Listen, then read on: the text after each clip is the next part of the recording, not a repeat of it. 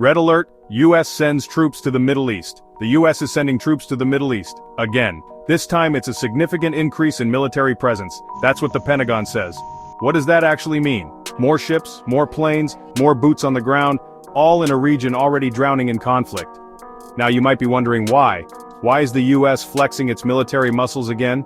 Well, the official line is that it's to deter threats, to protect American interests, you know, the usual suspects. But is it really that simple? Should we just blindly trust what we're being told? Or is there more to this story, something that's not being said out loud? Unraveling the crisis. The situation is complicated, even more complicated than usual. The Middle East is like a giant game of Risk, with everyone vying for power and influence. You've got long-standing tensions, religious conflicts, and a whole lot of oil. The US has always been a major player in the region, sometimes a peacemaker, sometimes not so much. But one thing's for sure, America's actions have consequences. Big ones. So when the US sends troops to the Middle East, it sends a message to its allies and to its enemies, and that message is, we're here, we're watching, don't mess with us. Don't believe the hype media's spin on the situation. Now, let's talk about the media. The news loves a good war story. It's exciting, it's dramatic, it gets eyeballs on screens. But here's the thing, the media isn't always objective. Shocking, right?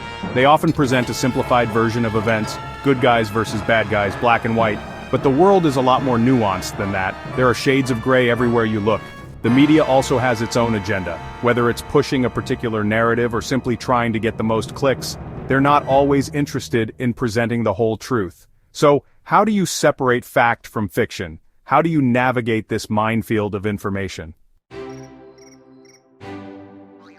Think for yourself. Your duty in the age of misinformation.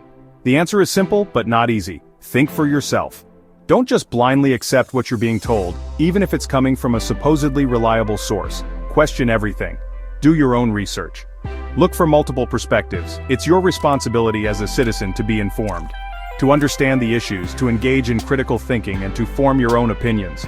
Don't let the media, politicians, or anyone else tell you what to think. Be skeptical, be curious, be engaged. Because the decisions that are made today, the actions that are taken, will have a ripple effect on the world for years to come.